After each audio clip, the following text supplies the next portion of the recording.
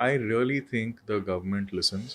Government and defense, especially in the US, is involved in a lot of innovation, right? So if you look at the iPhone, a lot of the individual parts of the iPhone have come from government spending on R&D in the defense sector in the US, right? So this, in my head, is also public policy. So how do you carve a role in this chaos? Because policy making seems very chaotic to me as a lay person on the ground. I think each of us have a definite role in this policy process. The question really is one of patience and perseverance.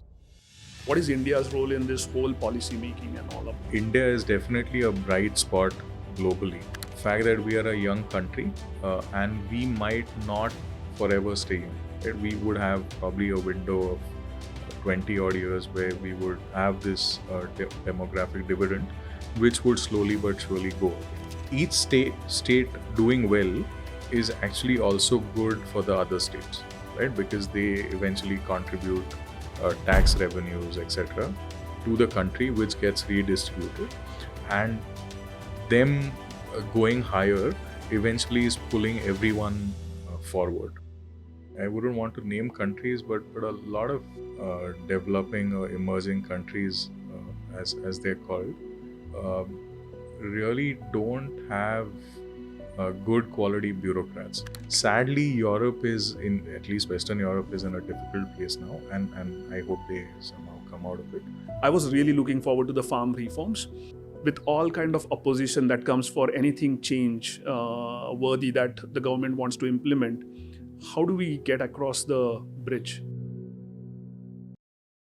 Welcome to a brand new episode of 42 Talks, where we try and get you an answer to everything. For today's episode, we have with us Dr. Sahil Deo. Sahil has a PhD in governance from the Hertie School in Berlin. He's a quantitative social scientist where his work revolves around policymaking and algorithmic regulations. He's worked with large organizations where data driven insights have helped shape the policies within these organizations. He's also the co founder of the Pune Public Policy Festival, where they aim to make policy making a habit within the citizens of the country and bring these conversations to the ground level. He's also a big champion of decentralization of policy making because he believes in a country like India with such variations, policy cannot be a central standpoint. So, for today's episode, let's welcome Dr. Sahil Deo to hear his thoughts on policy making and data driven insights.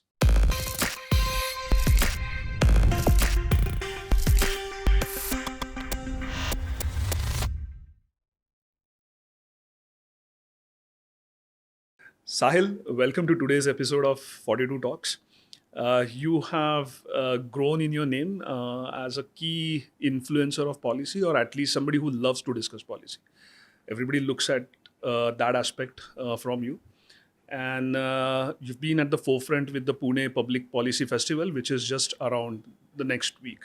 So, large part of today, we want to understand why have you taken this championship role of getting people to discuss policy, and what is the Pune Public Policy Festival all about.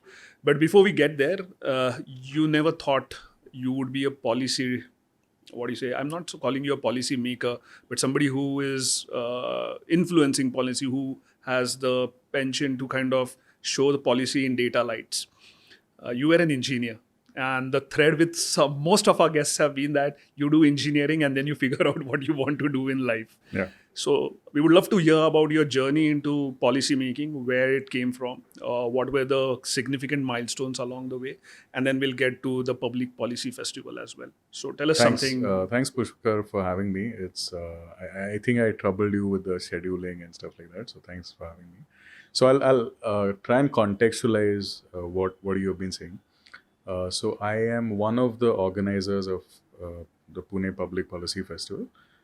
I would not look at myself as a policy maker or a policy influencer, but rather a cog in the wheel that eventually is involved in policy design or policy implementation. Right? So we should differentiate these two aspects.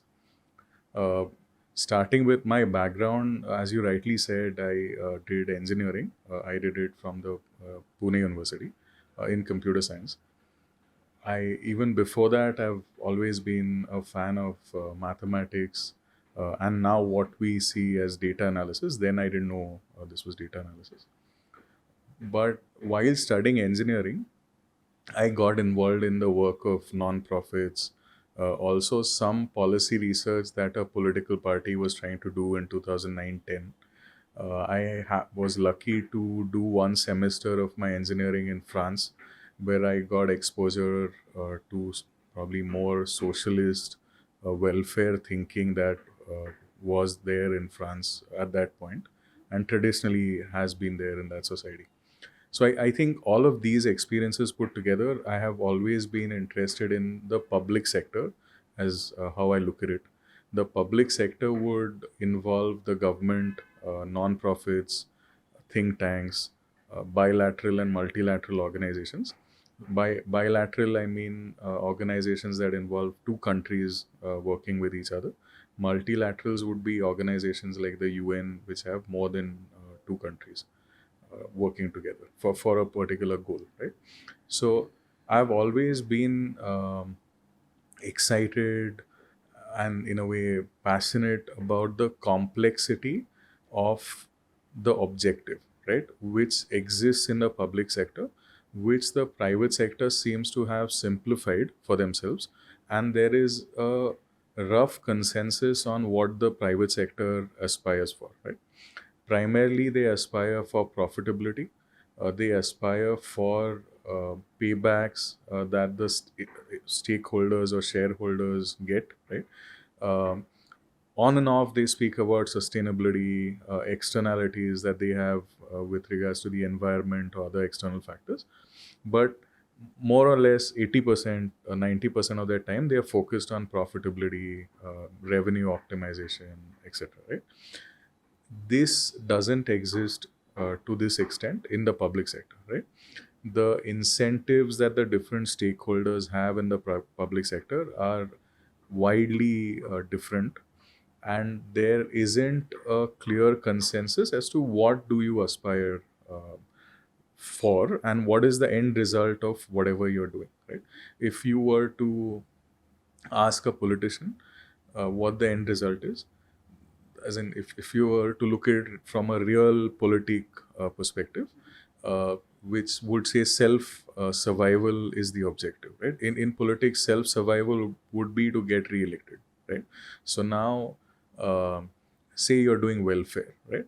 If you just keep distributing money amongst citizens, maybe they will vote for you, right? But so do we keep endlessly printing money and distributing money, right? Even politicians who are interested in self preservation would understand that money is a finite resource. So they cannot keep doing this. There is a cost that they or the subsequent generations would have to pay if such a scheme or a policy is adopted, right? So even from a narrow self preservation or self conservation point of view, there is a limit to welfare, right? So things like these, right? So there is complexity of incentives and complexity of objective, right? So that excites me. um, and there are different kinds of stakeholders that interact with public policy. I am one of them. I would consider myself to be at the very bottom of this whole chain, and it gives me as in a lot of fun and pleasure to be a part of this whole process. Let me tell you my citizen's viewpoint of when the word policy is thrown at me, what it comes to my mind. Yeah. It often looks like a top-down approach. Somebody makes the policy, often from the government side of things. Somebody does influence the policy, as you very rightly said. Public sector policies would come from a different point of influence. Private sector policies will be profit-driven, incentives, some facilities, infrastructure, and all the other things. Oftentimes, when I look at the public sector policies, my citizen viewpoint is somebody will have a top-down approach, could be vested interest, could be welfare. Let's not get into that at this point in juncture.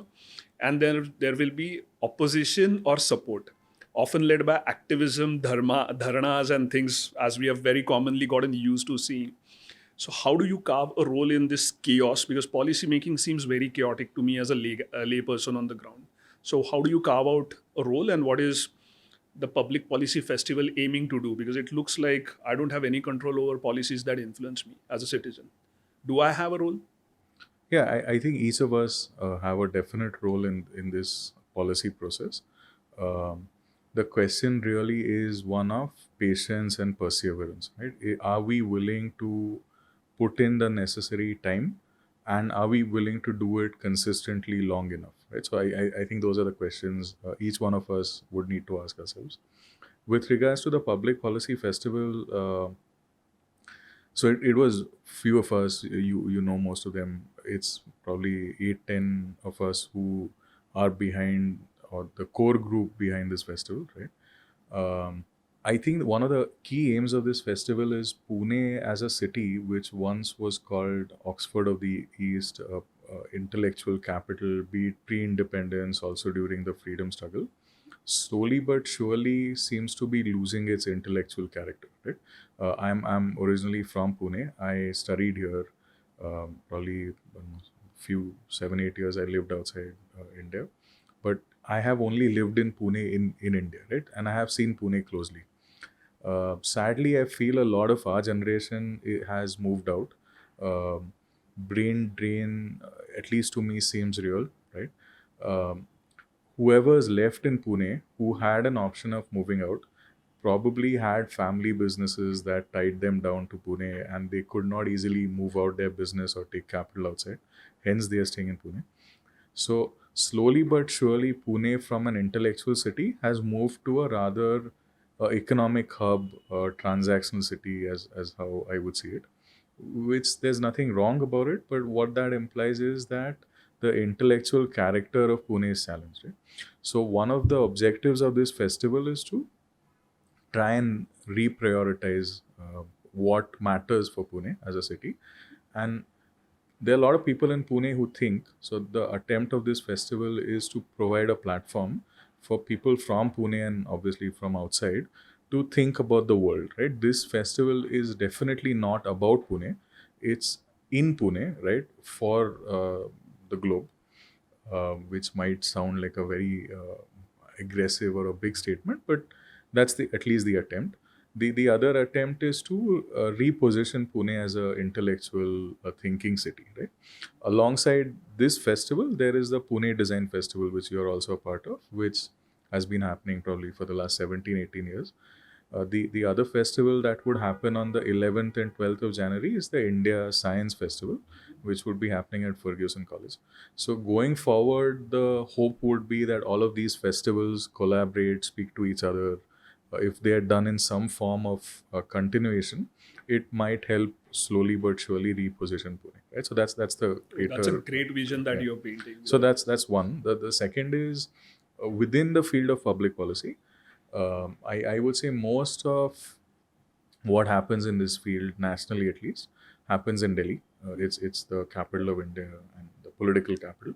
The other two places where some kind of thinking in this space happens is Bangalore, where it's more about tech policy, and in Mumbai, where it's more about finance, etc., related policy or private sector related policy. Um, Beyond these three nodes, as one would call it, I, I and my fellow organizers hope that Pune emerges as a destination which is taken seriously by the government, by other stakeholders in this field, where they look up to Pune, look up to entities in Pune thinking about this topic, right? So, if for a country as big as India, for it to develop in a sustainable way, public policy thinking, making, as well as implementation would have to happen in a decentralized manner, right? So there would have to be multiple nodes, like probably Pune, within India that think about these topics, that involve multiple stakeholders, right? Something that comes up is disseminated to the media, to other relevant policymakers, and then they incorporate this in the policy formulation process.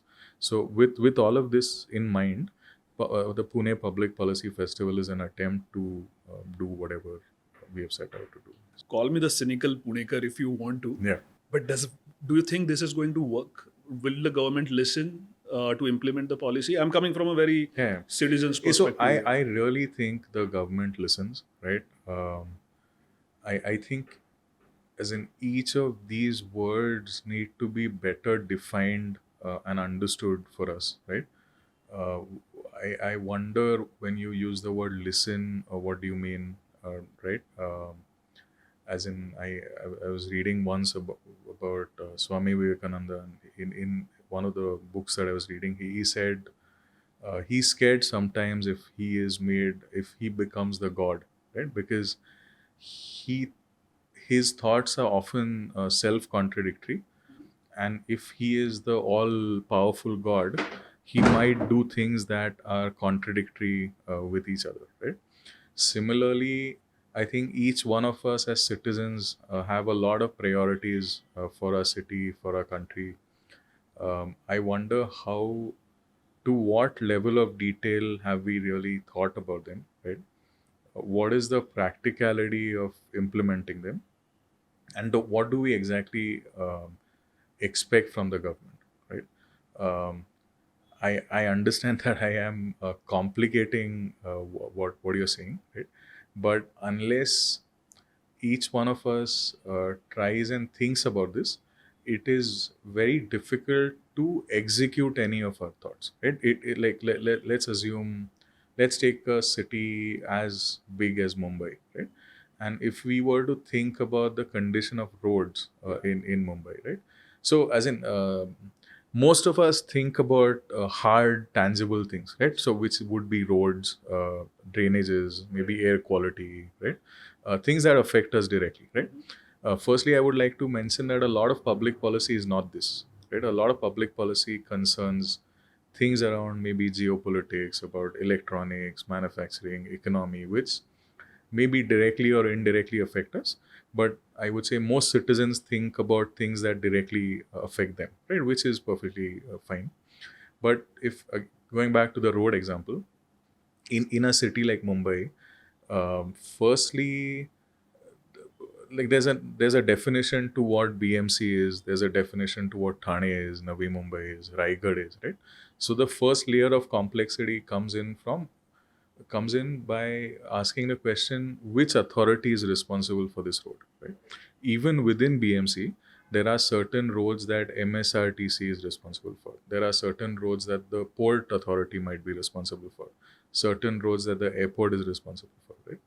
So without understanding these complexities, um, criticizing a particular corporator or maybe a bureaucrat might not be the answer, right? I have nothing against criticizing them. One should criticize them, but I think if we are extremely detailed as much as possible in the demand that we are making, in trying to think about who the responsible authority is for the demand that we are making, the probability of resolution is higher, right? And what I said earlier about patience and perseverance, because they also would have their own priorities. We would have to be patient with them prioritizing this, and be perseverant enough for them to eventually resolve this, right? But having said all of this, I am extremely optimistic. I have seen things. I might not be able to name all of them, but I have seen things that closely that happen, uh, feedback which is incorporated, right? Changes which happen. Like 2 days back, FSSAI came up with a circular saying that they would relook labeling standards only once a year for food products, right? Sanjeev Sanyal, who is part of the EAC, and other stalwarts in public policy, were thinking about these topics and had put out these topics in public saying this needs to be done, right? I think, as I said, 1 or 2 days back, this actually was done. So things like these, right? This is maybe for us who are not in the food sector a small thing, but within, say, the food sector or other stakeholders that directly work with FSSAI, this is a major change, and they actually did listen, right? So if you were to, if like crudely some of us think the government wants to make our life difficult, they keep changing things, etc. If it were so, they would never come out with such a GR or a circular that actually reduces their authority, right? Where they can only make this change once, but they have come out with such a thing, right? So I think such changes and improvements keep on happening. Uh, I think we need to look at them. So let's. I would like to take this FSSAI example forward. It almost looks like it's a reactive policy because there was this big uproar by an influencer wherein he pointed out, and then there was a case, and everybody knows about what we are talking about. And then suddenly there's a movement when people have started reading labels now, and brands are also advertising, taking advantage of this. It's become a marketing thing. The label is now a marketing for a lot of FMCG food brands. So now it looks like a very reactive step saying, okay, let's go and let's regulate the policy around labeling. I want to ask you, I'm not saying whether that should be the case or not. It's always better when it comes for the betterment. But what is the difference between a reactive policy and a proactive policy? So how do people think about both of these things? Is a fundamentally, I think the private sector or technology will always come first, right? This binary classification of reactive or proactive seems simplistic to me. I feel um, the ability to experiment and be at the edge of what is allowed and what is not always would come from the private sector or from entrepreneurs who are challenging existing rules, be on norms, right? So norms would be societal and not necessarily governmental, but I think that's at the edge is where innovation happens, right? So it would be idealistic to say that hey, the government thinks about everything in advance and puts out regulation or public policy about things that are to come, right? I think those areas, regulatory sandboxes, as they are called, where say the RBI has a sandbox where fintech firms can, in a contained environment, uh, experiment in spaces that have limited regulation, right? Where experimentation is even done on regulation, right? I think sandboxes then are the answer, where it is a field like fintech where you can have sandboxes. With fields like food, probably you cannot have sandboxes. All of that needs to be done in a laboratory, etc. Right? So I'm not an expert on food, so I can't comment, but uh, I feel experimentation would fundamentally come from the private sector, from entrepreneurs, innovators, right? Expecting that from the government is unfair. Um, at the same time, government needs to be involved in this experimentation in some form, observe all of this, try and make sure that the policies that they frame are at least not stopping this from happening, right? And be as conducive as possible. But I think this balance is real, right? I think like economists like Professor Mazzucato, who's based in the UK, I think she's Italian. She's written extensively about how government and defense, especially in the US, is involved in a lot of innovation, right? So if you look at the iPhone, a lot of the individual parts of the iPhone have come from government spending on R&D in the defense sector in the US, right? So this in my head is also public policy, right? It's on what they would want to prioritize. How would they incentivize the private sector to increase spending on R&D, which is crucial for any economy to go beyond a point, right?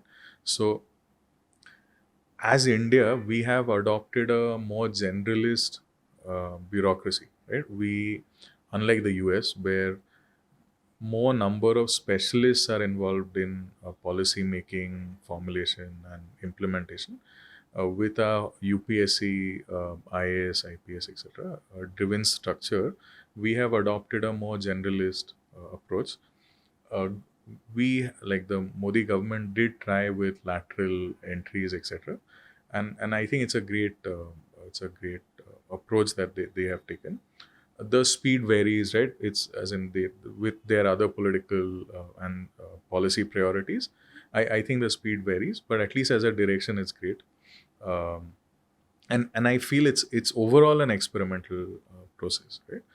Um, what all of us need to be more mindful about is the fact that we are a young country, and we might not forever stay young, right? We would have probably a window of 20 odd years where we would have this demographic dividend, which would slowly but surely go away, right? And even within India, the north is younger in a way than the south, right? Maharashtra luckily is in between, right? So I think all of these factors make public policy more relevant today than it has been, right? So what you alluded to at the start, uh, I think public policy as a field in India is understudied, as well as underappreciated by the private sector, right? Um, they it's unfortunately a very binary approach that the private sector in India probably adopts, where the interaction between the government and the private sector for non-transactional work, right, non-procurement related work, is fairly limited. So platforms such as the Pune Public Policy Festival can enable this, right, where they can provide a trusted space for different kinds of stakeholders to engage on a content on the content side of public policy, right? So I think having such platforms outside Delhi would also help even the government get honest feedback on what's happening, the private sector to get feedback from the government as to what else they could experiment with, what else they could try, and how that eventually helps us as a society. I want to go back to your the one word that's stuck in my mind since the time you said it is decentralization. The way I understand from my earlier work in healthcare, policy making is a central prerogative, but implementation is a state ownership. And implementation can be different than what a policy. Policy is basically like a guideline to how I understand, and then people will interpret it locally. It's even more important from my experience working in healthcare because what will work in Uttar Pradesh is definitely not suitable for a state like Tamil Nadu. So India becomes very complex from a policy implementation perspective. Can you tell us some of these, very regional differences, how policy changes state to state, and basically just talk a little more about the whole decentralization approach of our policy, because it's So, very so, so relevant, right?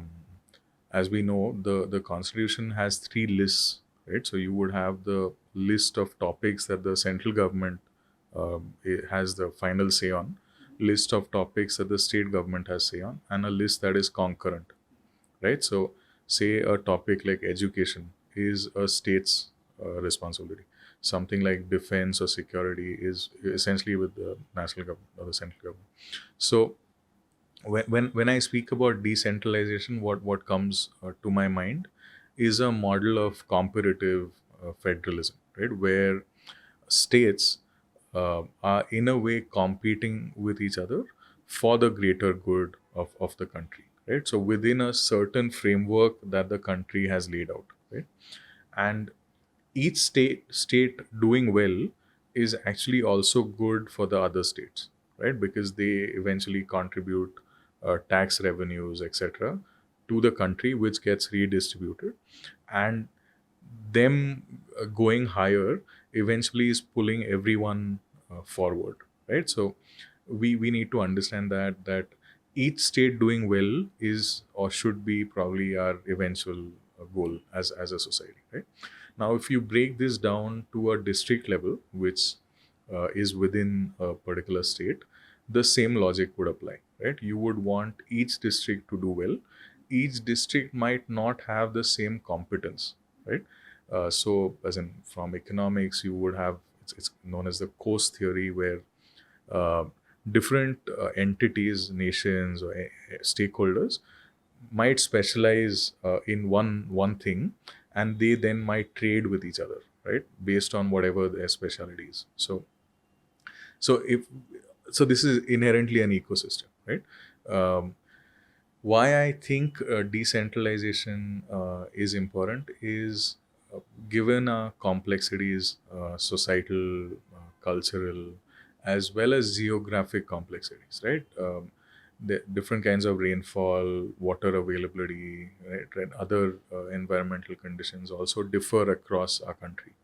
So different policies might work for different parts of India, right? So what you say is partially right, partially wrong. Not all policy making is central, right? At a country level, some of it happens at a state level. Um, if you look at Maharashtra, there are different development boards, right? So Vidarbha has a development board, Marathwada has a development board. So these development boards also think about the development of that particular geography. So attempts are made to think about policy in a decentralized manner, right? And also implement policy at a decentralized manner. So, say the DM or the collector, as we would call it in Maharashtra, outside they would call it as a district magistrate, would have certain liberties at a district level to decide what to push, what to prioritize over other things that are mandated, right? So I think it is inbuilt in the structure. Um, More conversations and thinking around this topic would greatly help. This thinking also needs to be decentralized, right? What typically tends to happen is a coterie is formed between people who implement, people who are supposed to think, right? People who report on this. So if an equilibrium is suddenly formed, that equilibrium stops being effective. So if there is an external entity or a bunch of people trying to shake up that equilibrium with a positive intent, right? I think that positive intent is key, because I think there's enough negativity, cynicism in society. We don't need more of that. So if there is positive intent and this equilibrium is shaken, I think what comes out will definitely be helpful. What should be the key? The other part that you mentioned is that these nodes that have emerged for policy think tanks, Delhi, Mumbai, and they affiliating or getting identified with some key themes. Is there a key theme that Pune Public Policy Festival should be identified with? So this is the second year of the festival. Last year the theme was trade-offs, right? Trade-offs between say the environment and development, trade-offs between data privacy and convenience. So for this year the theme is envisioning a $10 trillion India, right? I think what we spoke about, the demographic dividend, the economy is a key aspect of what we strive for as a nation, uh, which eventually means more employment, skilling opportunities, right? Ability for people to move up the chain, the economic ladder, etc. So I think $10 trillion India is the theme for this year. Within that, we have different panels, right? There's a panel on education. So there are two panels. One is looking at education within India for Indians. The other is trying to look at education in India for the world, right? So would people from outside India, like a lot of us went out to study, we need to start thinking of a day where a lot of the outsiders also come to India to study, right? So these are the panels on education. Similarly, we have a panel on health, we have a panel on national security, geopolitics, venture capital, right? Etc. Right? So there are different panels, right? Um, the Honorable Minister Ashwini Vaishnav ji has luckily like agreed to.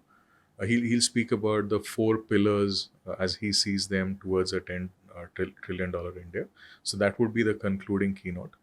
Um, Shri O.P. Chaudhary ji, who's the finance minister of Chhattisgarh, he'll be speaking about state finances, how he looks at economically vibrant India from the perspective of Chhattisgarh. Right, he's been a bureaucrat turned into a politician. So the taking this cue, the other objective for platforms or events like PPPF is also to bring in perspectives from other states, right? Given the model of comparative federalism, etc., I think states speaking to each other, them sharing experiences, private sector, say from Maharashtra, interacting with a minister from Chhattisgarh, all of these things have value. They probably and hopefully will lead to something, right? Uh, we would have the German as well, the German ambassador and the Australian High Commissioner come. So there's a panel which would be moderated by Vijay Gokhale ji, who is the former Foreign Secretary, interacting with these two ambassadors on a, like, now that Trump is the US president, what would geopolitics be in a world where Trump is the US president, right? So I think suddenly, with the Ukraine-Russia war, as well as what is happening in the Middle East, geopolitics is probably affecting us directly, and we are more aware of it than we were in the past, right? Even during COVID, I think we, most of us, thought about what the role of China was, what the role of the World Health Organization was, etc. Right? So I think all of these topics are relevant. So as someone who would even attend such a festival, I think sitting through some of these sessions that are of interest to me would mean I think about certain things. Might not agree with whatever is being said, but at least it's an opportunity to think about different perspectives, meet like-minded people who are interested in this topic, and then maybe going forward, one might want to contribute to the policy process in some way. Who should definitely come as an audience to have a better conversation with the speakers and the panels? Whom would you appeal as the audience members who should join this festival? So I think anyone who is interested in public policy should attend. Um, in my head, I look at two groups. One, uh, working professionals, either in the private sector or the public sector, right? So to give an example, the T Hub from Telangana, some of them reached out saying a few of them want to attend. The Maha Metro people reached out saying some of them want to attend, right? So we are grateful for that. So people from the government, some of them at least, are attending as well, and they'll sit through these sessions. Uh, People from the private sector have signed up, from MSMEs, industry chambers from other parts of Maharashtra as well, and from the IT sector services. And that's one group, working professionals. The other group, so we try to maintain a half and half in the audience. The other group is students, right? Students who eventually would shape some of these things. Knowing or being aware of these topics would greatly help them and help us as a society, right? So I think these groups are what we look at. This is a ticketed event. Whoever is needed financial support, we have been more than happy to provide that. It's a nominal cost, right? A fraction of what is spent on doing this event. It's a completely voluntary effort. We brainstormed a lot as to how, whether it should be ticketed, etc. We just think it's a signal of values. If someone's paying for a ticket, probably that person is interested in this topic and values these 2 days of conversations, right? Um, but we are open to thoughts on how else we could do it. Uh, there are natural limitations on how big this auditorium is, etc. So to give you some numbers, last time, uh, the Gokhale Institute auditorium has a capacity of 320. We had a wait list of 500, right? So it was heavily oversubscribed. Um, so we this time we have a second venue as well. So we are doing it in two places. Bhandarkar Institute Auditorium is the second venue. Uh, there's no hierarchy or anything of that sort. There are good events and good panels happening in both these venues. So we are now encouraging the participants to choose and decide what they want to attend. Alongside this, we also have 3 workshops that participants can attend. One's on data, one is on the use of AI in public policy or public policy thinking, and the third one is on crypto for some reason. Right? So those are workshops, and going forward, we would have try and have more of that, right? But even within PPPF, we hope for a decentralized approach. So we would not have this, hopefully, at a big hotel which can accommodate more people, but try and have smaller events in multiple venues. Logistically, it's more difficult, but I think it's more sustainable to do that. I'm definitely looking forward to the crypto and the AI workshop, Sahil. For the audience, they can find all the details to this beautiful festival, the Pune Public Policy Festival, which is happening on the 10th and 11th of Jan on www.pppf.in. Head over to the website. As Sahil mentioned, we don't expect any other response apart from a long wait list if you are late. So if you haven't booked a ticket already, I will encourage all of you to go over to the website and book your ticket slot today itself. Back to you, Sahil. Let's move on from the festival. I'm looking forward to the festival. I'll be a part of it definitely, and I'm looking forward to some of the brilliant minds who are coming there. I see a list of more than 40 speakers, so it's a long list. 80. 80? Okay. We are looking at 80 speakers and panel members, so there's a lot of thought sharing going to happen there. But you kind of mentioned about the whole global scenario that COVID kind of brought to the spotlight to the common person, because suddenly we started discussing this is China's doing, this is this country's responsibility, that vaccines got opened out, IP got discussed, all policy related things. But somebody put it in a spotlight to me saying that the last 2 years were the best years for policy discussions, if not anything else.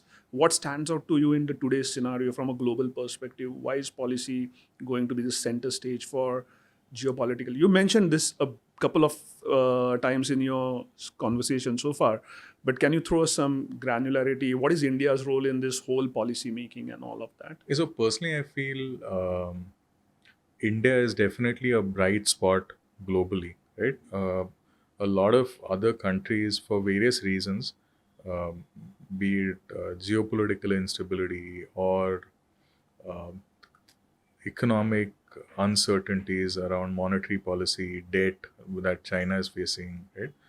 Probably a shrinking, aging population that, say, Germany or Japan are facing, right? India is definitely going to be a powerhouse in the next decade, right? And that is helpful for us Indians for sure, but also for people outside, right? We are a vibrant, functioning democracy, right? There is political continuity as well as stability in India, and there's no, I personally, no way that is going to be challenged or questioned. Right? So, with all of this being said, I think as Indians, we need to introspect more, right? Try and be more aware of how we, each one of us, could contribute to policy formulation as well as implementation. Engage and be part of relevant conversations and ensure that our feedback reaches the right people, right? So, I am personally very bullish about India. Economically, and I think a lot of countries want to bet on India, and we see that all around, right? So there is excitement for India as a market, India as a producer, right? And we really need manufacturing to work, right? That's more difficult than services, which we seem to have cracked. But going forward, manufacturing has the ability to employ a mass base of people that services lacks, right? And employability and employment will be a big question, a challenge for us that we can solve using manufacturing. Are there any particular verticals within policymaking that are your personal favorites? Like you want to be the thick and thin that you follow very rigorously. Because policy is a wide spectrum. Okay, so my PhD has been on algorithmic regulation, so tech policy, and I'm a computer engineer, right? So tech policy is an area that I'm more passionate about personally, and I read a lot and try and stay updated as to what's happening, right? Um, so if you were to ask for my personal passion, it's that. But I have realized that there's a lot of value to be added in policy implementation, which is not as cool as policy thinking, right? Because you can sit in a nice room like this and think about policy. The implementation happens on the field where maybe it's uncomfortable at times, right? So I've tried and participated in these aspects in an informal capacity in the last few years. And I think going forward, I would try to keep a balance between policy thinking and policy implementation, right? So which feeds into each other, and I think doing both is necessary. Okay. Implementation, another big word where you actually see success. Now, when it comes to implementation, you will often have communities who may not want to get it implemented, and there will be people who believe. We are seeing a very, very polar world when it comes to implementation. So, how do you win over the opponents for policy making? So, for example, I'll bring back. I was really looking forward to the farm reforms. I don't understand policy making in depth, and what the superficial headlines. I kind of wanted to side with the farm reforms, and we have seen a huge pushback. We have gone back, and it feels like that was a watershed movement that we lost for farm reforms, and we claim to be an agrarian country.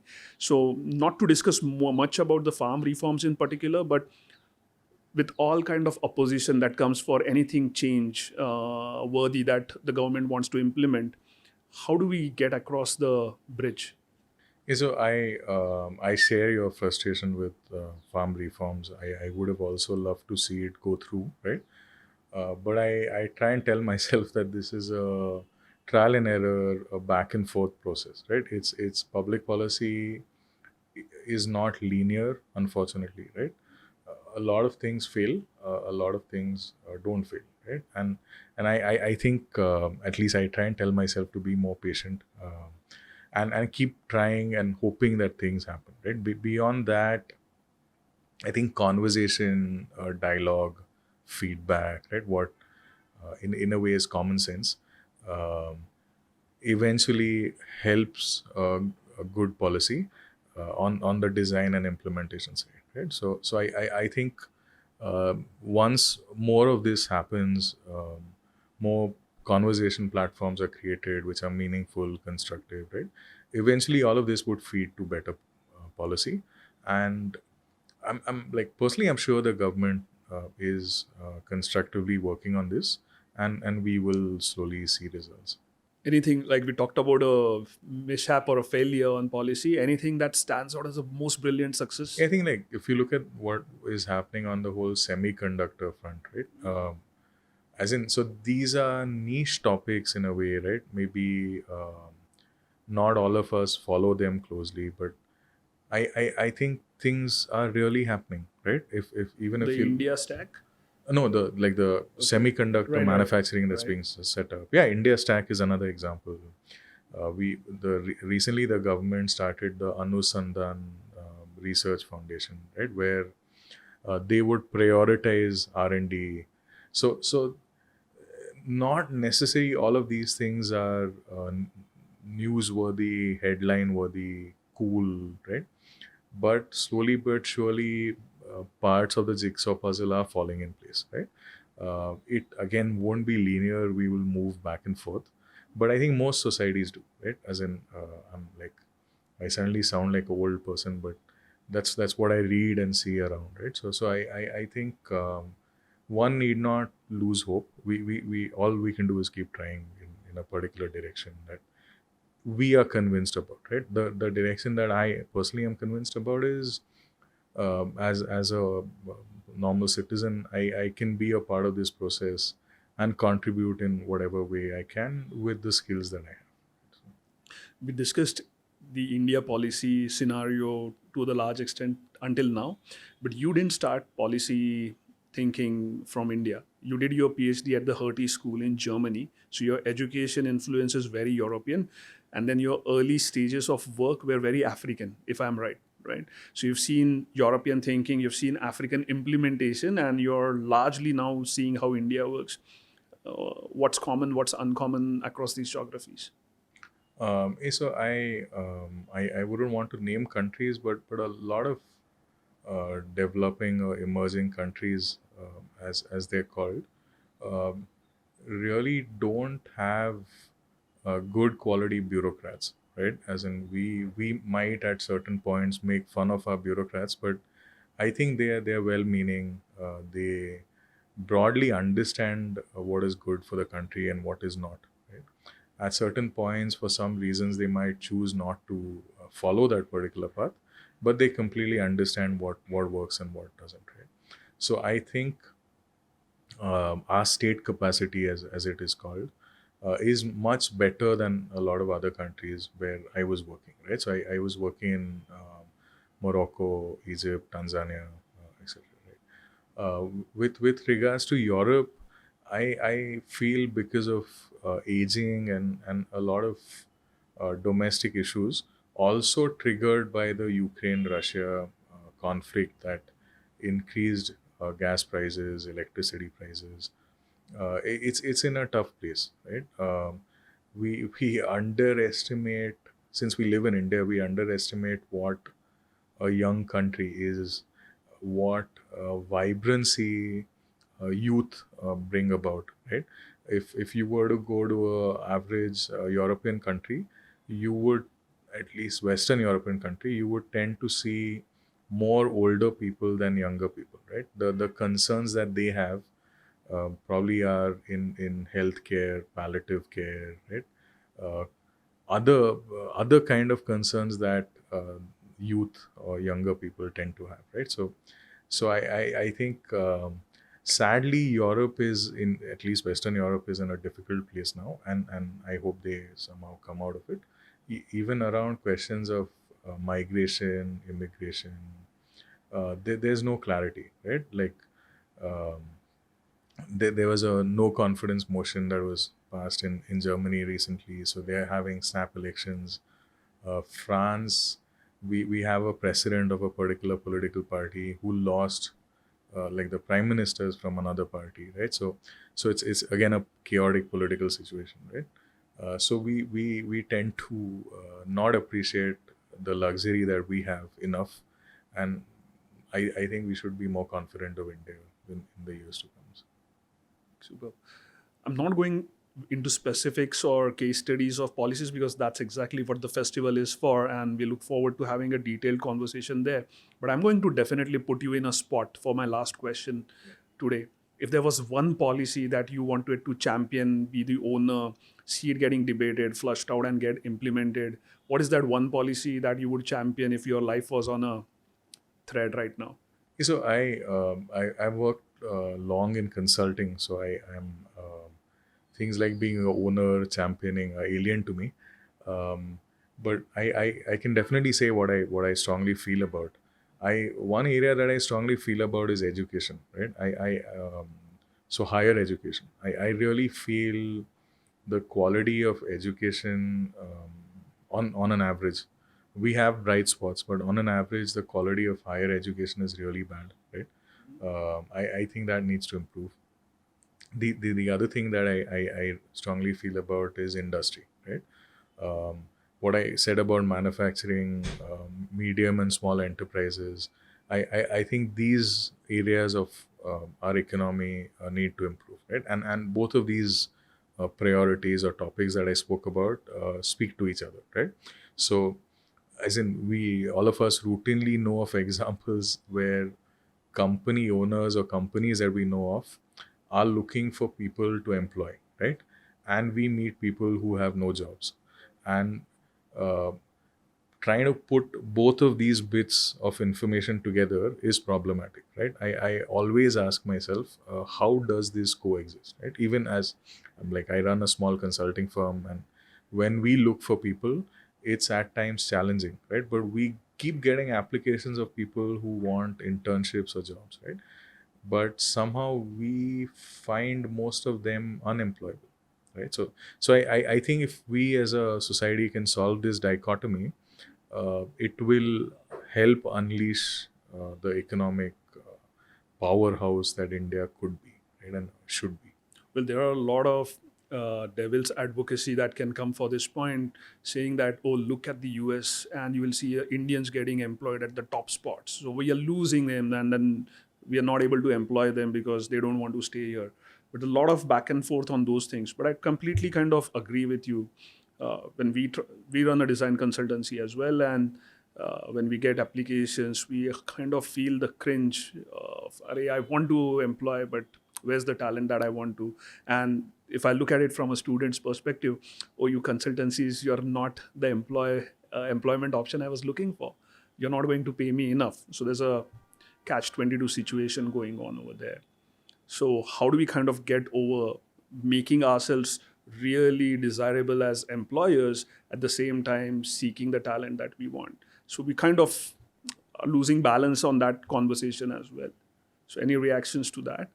Yeah, I really feel, as in, I think education comes first, and education also will have to be skill based, and there are certain fundamentals that education needs to provide in from a economic value addition perspective, right? There are other functions of education that I have no authority to speak on. They might be cultural functions or social functions of education.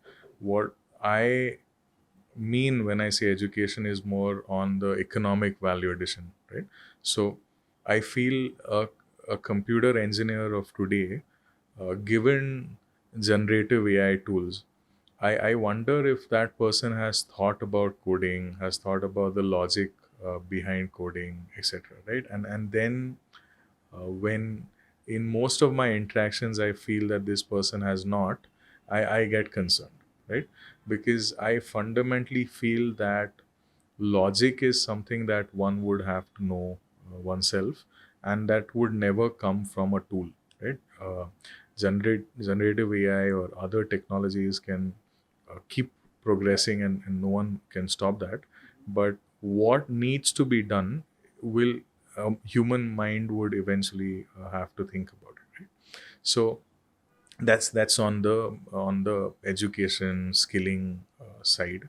On the government side, I and sorry, the industry side, I think this interaction with the government is, I think, what could solve such a thing, right? Where if there is decentralized feedback that the industry can provide to the government, and if the relevant local authority can make exceptions or tweak a policy to the favor of the industry at large, right? I again, when I use the word industry, it's not one company, right? If the government were to tweak something for one company, it might be lobbying or unfair, providing unfair advantage to that company. I mean for an industry, right? So for a group of companies, for a bunch of smaller firms, right? If that relief or that intervention can be made by the government, it would help unlock the economic potential of those bunch of industries, right? So I think this being done systematically every day, right? Because it's not a one-off process, right? This trial and error process would have to happen every day in a constructive manner, right? I think it will help at both ends. We are looking forward to a more granular discussion on this at the Pune Public Policy Festival. Wish you and your team of organizers at the festival the very best.